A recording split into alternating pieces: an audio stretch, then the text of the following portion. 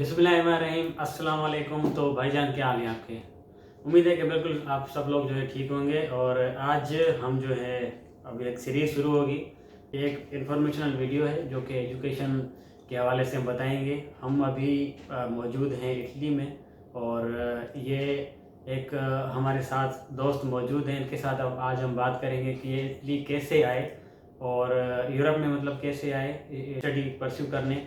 क्योंकि काफ़ी लोगों के जो ना सवालात होते हैं, एक वो चीज़ होती है, एक बंदों के दिमाग में चीज़ होती है, एक बंदों के दिमाग में चीज़ नहीं होती। एक बंदे वो होते हैं जिनके दिमाग में यार ये नहीं होता कि मतलब बाहर बंदा जा सकता है पढ़ने के लिए, अपना कैसे जो है करियर स्टार्ट कर सकता है। उसके बाद दूसरे बंदे वो होते हैं जिनको पता होता है बट जिनको ये नहीं पता होता कि करे कैसे उस चीज़ को। तो आज हम यही जो ना सीखेंगे। ये अभी जो है ना इनसे पूछते हैं। अस्सलाम वालेकुम। वालेकुम सलाम। क्या हाल है भैया? भाई अल्हम्दुलिल्लाह ठीक है, आप सुनाए कैसे हैं? बिल्कुल ठीक ठाक। पहले तो आप अपना तारुफ कराएं। बिस्मिल्लाहिर्रहमानिर्रहीम। मेरा नाम है असफद अली और मैं भानसेदाबाद तालका 7 डिस्ट्रिक्ट जामशोर का रहवासी हूँ। वहाँ से तालका है मेरा। और अच्छा, जैसे भाई ने बताया कि मैं इटली कैसे आया, मेरा ख्याल कैसे आया इटली आने का, मुझे दूसरे कंट्री क्यों नहीं जाना था। तो बिल्कुल। मैं बेसिकली मैंने जो मैट्रिक की है वो मैंने भानसेदाबाद शहर है जो कि सेवण और दादू के बीच में है। आप स्कूल का नाम है वो इकरा पब्लिक स्कूल भानसेदाबाद है। उसके बाद फिर मुझे आगे बढ़ना था, तो जाहिर सी बात है दिमाग में बहुत ख्यालात आते हैं कि यार आगे कैसे बढ़ना है, क्या करना है क्या नहीं। अल्हम्दुलिल्लाह एंट्री की तैयारी की, यूनिवर्सिटी में जाना था, तो इस वजह से मैंने तैयारी की, फर्स्ट ईयर इंटर की, फिर मैंने एंट्री टेस्ट की। उसके बाद मेरा जो इंटरेस्ट था वो इंजीनियरिंग में था, ठीक है। तो मैंने जो मेरी फील्ड थी वो इंजीनियरिंग थी, ठीक है। इंजीनियरिंग की है वो डिफरेंट यूनिवर्सिटी में मैंने जो है ना अटेम्प्ट दिया था, मतलब एंट्री टेस्ट के दी थी।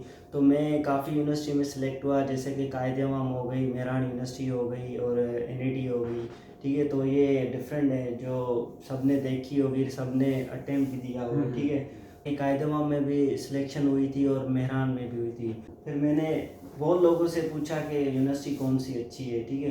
लेकिन अल्हम्दुलिल्लाह मेरे जो अभी हिसाब से हर यूनिवर्सिटी अच्छी है, किसी का हर एक का अपना स्कोप होता है। मेरे जर्नी यहाँ से स्टार्ट हुई, फिर मैंने जो है ना बैचलर मेहरान यूनिवर्सिटी में की। 4 साल मैंने वहाँ से बहुत कुछ सीखा वगैरह, लोगों का डिफरेंट लोग से मिला, अपनी तालीम वहाँ से की थी। इंटर्नशिप वगैरह जो भी है जैसे एकेडमिक ईयर में होती है वगैरह, मैं पीटीसीएल में की थी, उसके बाद मैंने एनटीसी में की थी। उसके बाद फिर मैंने रेडियो पाकिस्तान में इंटर्नशिप की थी। उसके बाद अल्हम्दुलिल्लाह मेरी जैसे ग्रेजुएशन हुई थी, ठीक है, 4 साल के बाद फिर मैं 1 माह 2 माह बैठा रहा घर पे, ठीक है। उसके बाद मेरे दोस्तों से कम्युनिकेशन हुई जो यहाँ से यहाँ पे आए हुए हैं, कि फिर मैंने अपनी रिसर्च की, देखा कि कौन सी यूनिवर्सिटी कहाँ है, मतलब सब कुछ देखा, हर कंट्री अप्रोच किया मैंने तकरीबन इटली देखा। इटली के बाद मैंने जर्मनी देखा, जर्मनी की यूनिवर्सिटी की थी, ठीक है। फिर इटली देखा, फिर मैंने देखा कि स्कॉलरशिप कहाँ पे है, ठीक है। क्योंकि अब हम तो मिडिल क्लास फैमिली है ना, हम देखते हैं कि अगर हम एजुकेशन तालीम जो है ना वो हासिल करें तो किसी स्कॉलरशिप पे करें। अब ऐसे तो हम अफोर्ड भी नहीं कर सकते। हर बंदे का यही ख्याल होता है कि जो हम स्कॉलरशिप पे पढ़ें, ठीक है। विदाउट स्कॉलरशिप सर्वाइव करना और जो है ना एजुकेशन सीख करना बहुत टफ होता है, एक बड़ा चैलेंज होता है, ठीक है। तो काफ़ी के कर नहीं पाएंगे, कर सकते हैं, ठीक है। तो लेकिन बेस्ट ऑप्शन ये है कि अगर स्कॉलरशिप पे पढ़े तो बंदा तो बेस्ट है ना। बिल्कुल। फिर मैंने देखा यार इटली तो बहुत अच्छा कंट्री है और वहाँ पे स्कॉलरशिप भी बहुत हैं, ठीक है। फिर मेरे दोस्त थे, फिर मैंने दोस्तों से पूछा, ठीक। काफ़ी दोस्तों ने अलग अलग तरीका बताया, किसी ने कहा यार आप खुद देख लें, ठीक है, सर्च कर लें गूगल पे। फिर अपने बंदा अगर जाना है तो जाहिर सी बात है कुछ अपना भी तो करना है ना। फिर मैंने गूगल पे देखा सब कुछ, मैंने हर यूनिवर्सिटी देखा, मैंने कहा। फिर उसके बाद मैंने उसकी रैंकिंग देखी कि किस यूनिवर्सिटी की कहाँ रैंकिंग है और उसका रीजन कहाँ पे लगता है। अच्छा असफल साहब, मुझे ये बताएं कि ये तो आपने बिल्कुल सही बताया पूरा कुछ, और ये बताएं कि आपने कितनी यूनिवर्सिटीज़ में अप्लाई किया था और कहाँ कहाँ किया था? यार बेसिकली मैंने जो है ना इटली में 3-4 यूनिवर्सिटी में मैंने अप्लाई किया था, जैसे कि सेपेंजा हो गई, तोरे वर्कता और जिन्वा हो गई, पार्मा हो गई। ये 3-4 यूनिवर्सिटी ऐसी थी जिसमें मैंने अप्लाई किया था। तो वो सारी ये पब्लिक यूनिवर्सिटी हैं, तो मुझे 3-4 में एक्सेप्टेंस लेटर मिल ही गया था। तो उसके बाद फिर मैंने अपना माइंड बनाया कि मुझे किस यूनिवर्सिटी में जाना है, ठीक है। फिर मैंने उसका रीजन चेक किया कि इसका रीजन कहाँ लगता है। ठीक से मैंने सपेंद्रा यूनिवर्सिटी सेलेक्ट किया था, अच्छी भी थी, पब्लिक भी थी, रैंकिंग भी अच्छी थी, उसका रीजन भी पता था, तो फिर बस मैंने सपेंद्रा सेलेक्ट की थी। अच्छा, तो असफर साहब मुझे ये बताएं कि आपकी प्रीवियस जो बैचलर डिग्री आपने की यूनिवर्सिटी मेरा यूनिवर्सिटी से की, हाँ। तो उसमें आपका कोर्स कौन सा था, और आपने जो अपकमिंग यूनिवर्सिटी से इटली की उनमें जो है आपने कौन से कोर्सेज जो है उसमें सिलेक्शन हुई थी आपकी? अच्छा, बेसिकली मैंने मेहरान में जो है ना वो टेली कम्युनिकेशन इंजीनियरिंग की थी, 4 साल मैंने वही पढ़ा था। ठीक है, तो उसके बाद मुझे कंप्यूटर साइंस में भी इंटरेस्ट था, रोबोटिक्स में भी इंटरेस्ट था, एआई में भी इंटरेस्ट था।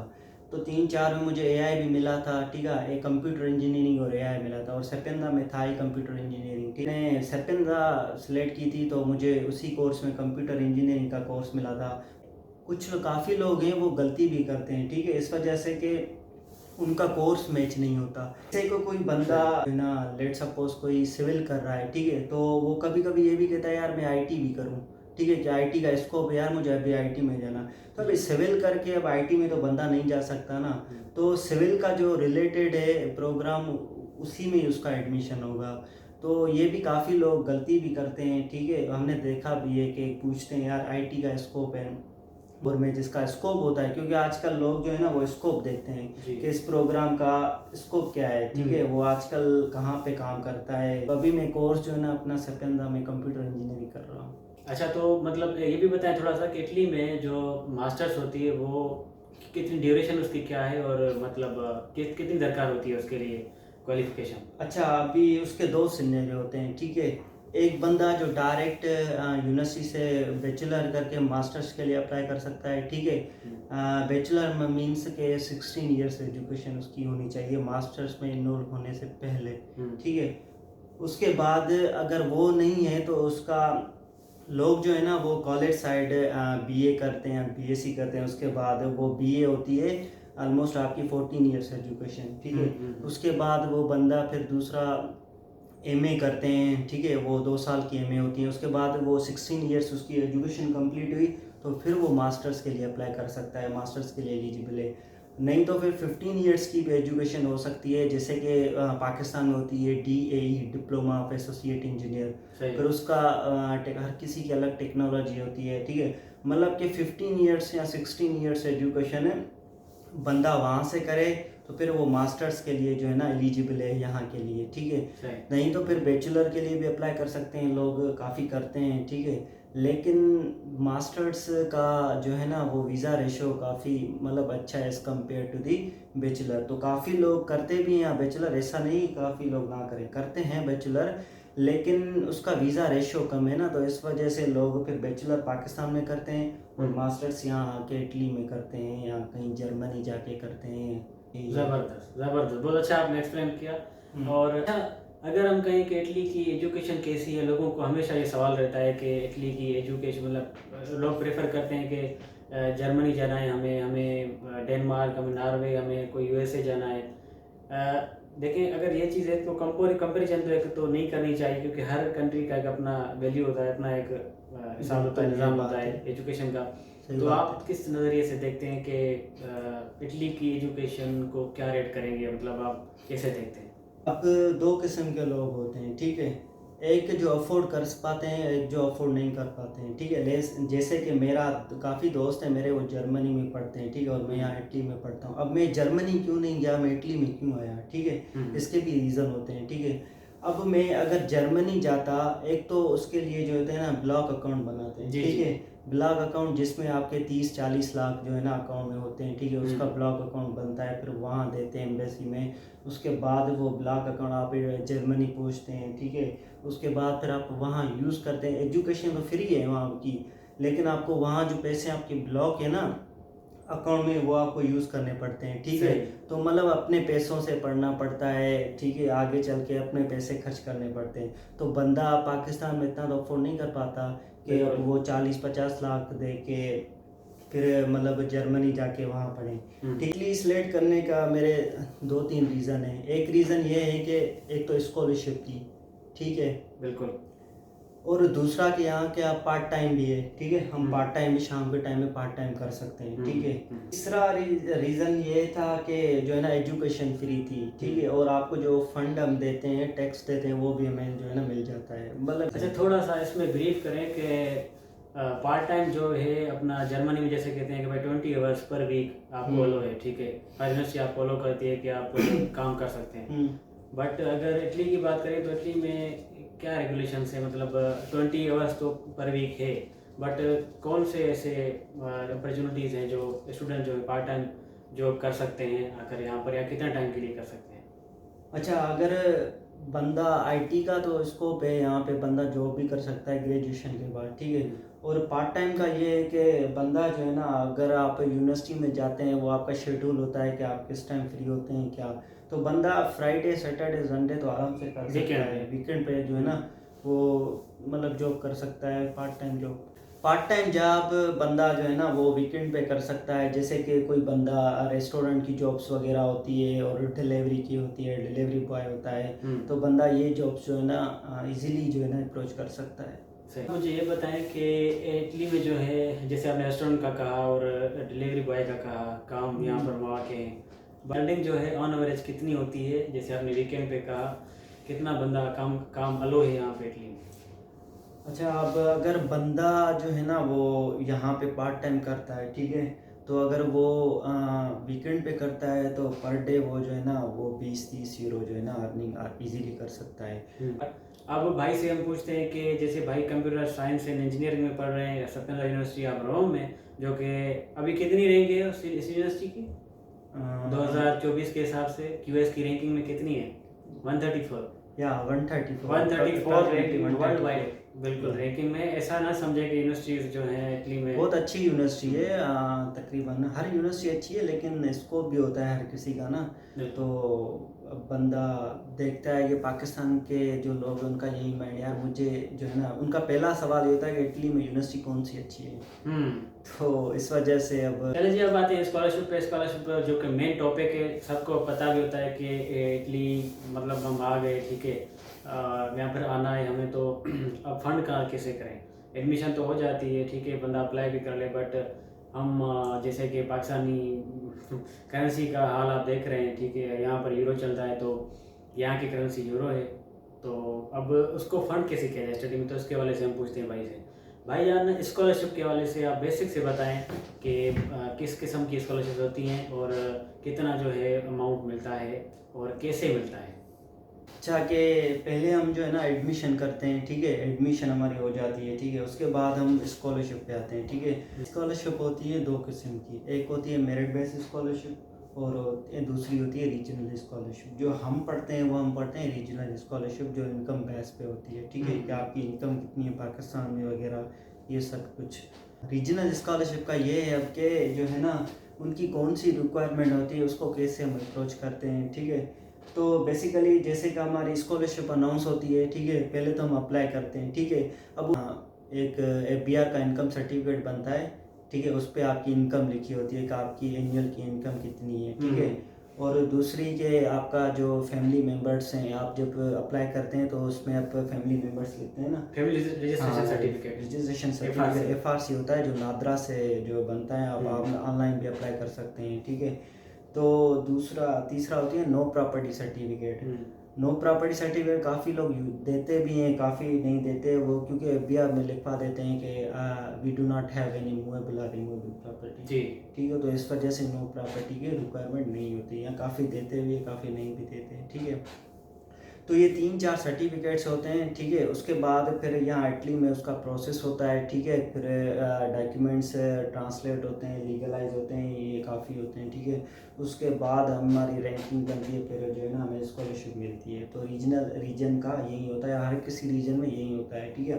राइट। जैसे सेपेंजा हो गई, उसका रीजन लाजियो है, ठीक है, और बोलोनिया हो गई, उसका रीजन है जो है वो इर्गो है, ठीक है, और फ्लोरेंस है, उसका टस्काना रीजन है। तो ये काफ़ी रीजन्स होते हैं, ठीक है। तो हर यूनिवर्सिटी का अलग रीजन होता है, तो अब उनकी रिक्वायरमेंट भी काफ़ी ऑलमोस्ट सेम ही होती है। ये डॉक्यूमेंट्स इटली में होते हैं जो हम बनवाते हैं और हमें जो है ना स्कॉलरशिप मिलती है। तो आपने सुन लिया कि भाई ने कहा कि एडमिशन अगर आपकी हो इटली में तो आपको कंसिडर किया जाता है स्कॉलरशिप के लिए। और स्कॉलरशिप जो है अब हम पूछेंगे कि कितनी मिलती है और कैसे कैसे, मतलब मंथली मिलती है या ईयरली मिलती है, इंस्टॉलमेंट में मिलती है, कैसे मिलती है? अच्छा देखें, अब स्कॉलरशिप हमें पर कितनी मिलती है? हमें पर ईयर की जो स्कॉलरशिप मिलती है वो ऑलमोस्ट 7,500 यूरो मिलती है, ठीक है।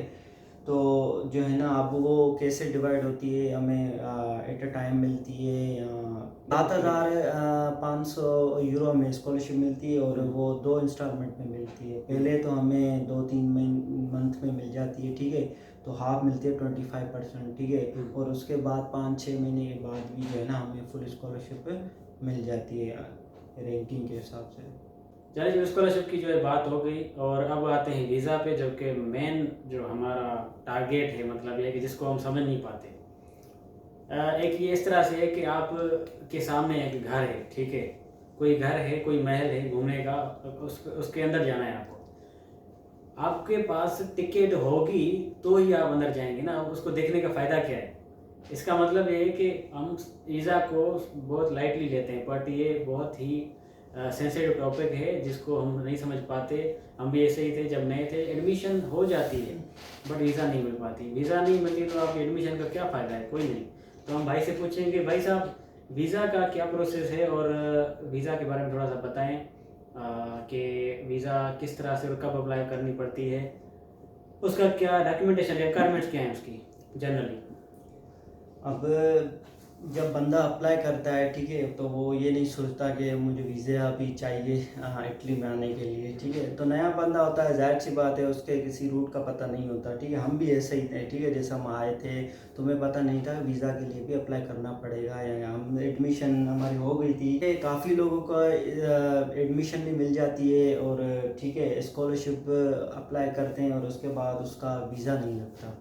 अब वीज़ा काफ़ी का लगता है, काफ़ी लोगों का वीज़ा नहीं भी लगता। तो वीज़ा के जो लिस्टिंग आर्डर होती है वो एम्बेसी इशू करती है, ठीक है, हमें कौन से डॉक्यूमेंट जो है ना वो रिक्वायर्ड होते हैं, ठीक है। तो पहला तो वीज़ा का फॉर्म होता है, वो हमें फिल करना पड़ता है। उसके बाद उसकी टिकट होती है, डेटा फॉर्म वगैरह ये होता है, ठीक है। हम डमी टिकट करवाते हैं, इंश्योरेंस करवाते हैं। उसके बाद आपके एजुकेशनल डॉक्यूमेंट्स होते हैं, वो अटेस्टेड सारे होने चाहिए, ठीक है। उसके बाद आपकी बैंक स्टेटमेंट होनी चाहिए, आपका जो टैक्स रिटर्न जो आपके पाकिस्तान FBR इनकम FBR से बनवाते हैं, ठीक है, आपके टैक्स रिटर्न्स होने चाहिए, ठीक है, वो 2 साल के या 3 साल के।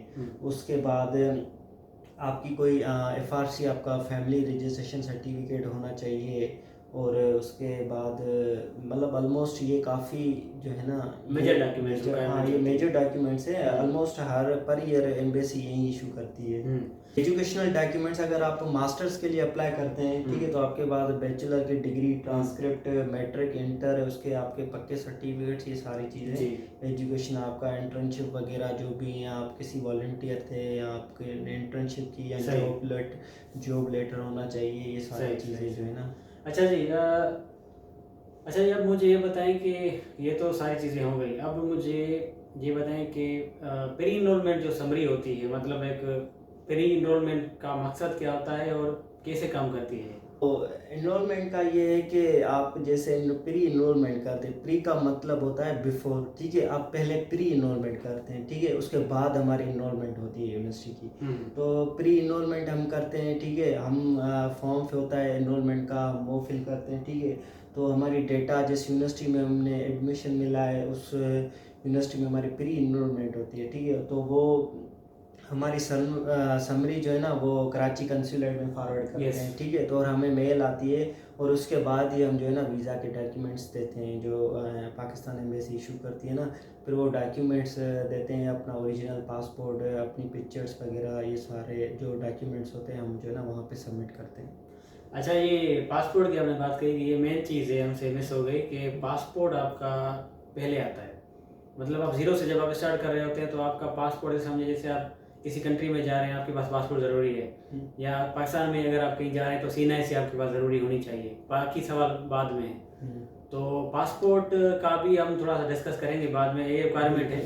मुझे अब बताएं आपके बैंक स्टेटमेंट में आकर लोग जो है ना फंस जाते हैं। हाँ। सारी चीज़ें कर जाते हैं, क्योंकि हम यहाँ जो काफ़ी सारे लोग होते हैं जो पढ़ाई करना चाह रहे होते हैं, जो स्टडी करना चाह रहे हैं अब्रॉड जाकर, बट जैसे जर्मनी का ब्लैक अकाउंट है, पर यहाँ का ब्लॉक अकाउंट वाला सिस्टम नहीं है, यहाँ का डिफरेंट बैंक स्टेटमेंट वो चाहिए होती है। तो उसका क्या है मतलब ये कि आप किस तरह से देखते हैं कि एक middle class, lower middle class जो लोग हैं, बैंक स्टेटमेंट वो अफोर्ड नहीं कर पाते कि भाई अकाउंट में 20 लाख होने चाहिए, वो हमें शो करने 6,000 यूरो, तो वो किस तरह से कर सकते हैं या कितनी रिक्वायरमेंट होती है अमूमन हर साल?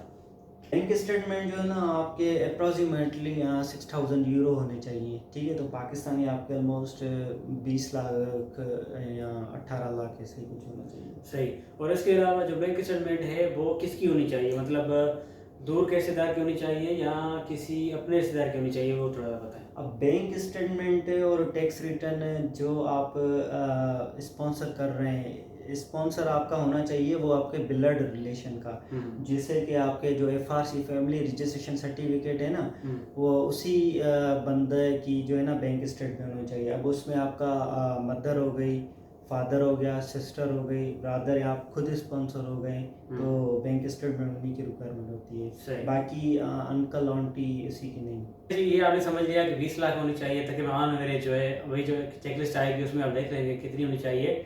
और उसके अलावा आपने ये भी सुना कि मतलब कोई रिश्तेदार दूर का नहीं होना चाहिए आंटी और, ठीक है, मतलब अपने ही रिश्तेदार होना चाहिए। और सर मुझे आप ये बताएं कि सेल्फ स्पॉन्सर बंदा हो सकता है? हाँ, बंदा हो सकता है सेल्फ इम्प्लॉयड। किस बेसिस, मतलब कोई जॉब होनी चाहिए या अपना का होना चाहिए क्या? जो है ना वो अब बंदा खुद भी सेल्फ स्पॉन्सर होना चाहिए, होता है, और काफ़ी लोग यहाँ पे आए भी हैं, ठीक है।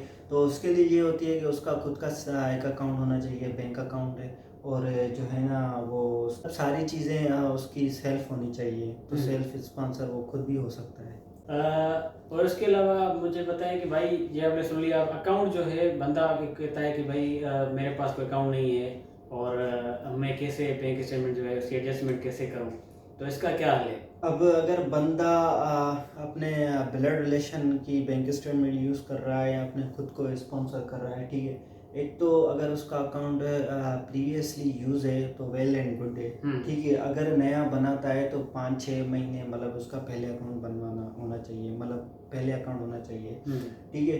तो अगर वो फंड नहीं कर पा रहा, ठीक है, या उसके पास फंडिंग नहीं है, ठीक है, 3 लाख 4 लाख या 5 लाख जो है ना बंदा रख भी सकता है, ठीक है। अब उसके रीज़न होते हैं, अब जस्टिफिकेशन देनी पड़ती है, भाई आपके पास 5 लाख कैसे आए, ठीक है, आप तो फंडिंग नहीं कर पाते हैं। बंदा कोई गाड़ी सेल करता है, ठीक है, या उसके पास कोई घर में गोल्ड होता है, ठीक है, वो जो है ना वो गोल्ड बेचता है, ठीक है। तो ऐसे उसके पास 5 लाख आए, 4 लाख आए, या सपोज करें 3 लाख आए, ठीक है, तो उसकी फिर बंदा वही जस्टिफिकेशन देते हैं। लेकिन बेस्ट है कि अगर बंदा 5,000, 1 लाख, 1.5 लाख ये बंदा जो है ना ट्रांसफ़र कराएं, ट्रांजेक्शन कराएं अपने अकाउंट की, तो ये बेस्ट ऑप्शन है। अगर नहीं तो फिर अगर आपके पास 5 लाख है, आप डायरेक्ट जो है ना अपने बैंक अकाउंट में डलवाते हैं, तो फिर आपको ये एम्बेसी में देनी पड़ती है जस्टिफिकेशन के मेरे पैसे जो है ना मैंने गोल्ड भेजा या कुछ एसेट्स हमने जो भेजे थे, तो उनके ये पैसे यहाँ से आए थे। और बैंक स्टेटमेंट जो है मतलब आप कह रहे हैं कि 6 महीने तक ऐसे एडजस्टमेंट और किस्तों में जो है बंदा कोई पैसे रखवाए और उसका जो फाइनेंशियल मीन्स मतलब ये कि जस्टिफिकेशन ऐसे दे कि पैसे यहाँ से आए, सोन बेचे या फिर गाड़ी बेचता है कोई, यहाँ पर कोई प्रॉपर्टी सेल करता है, उसको डॉक्यूमेंट्स जस्टिफिकेशन दे देते भाई यहाँ से पैसे आए। या तो एक जॉब वाला बंदा है, नौकरी कर रहा है, 1.5 लाख उसकी सैलरी है, 70,000 है, लाख है, तो उसके हिसाब से वो मतलब एडजस्टमेंट उसको करते चले। सही।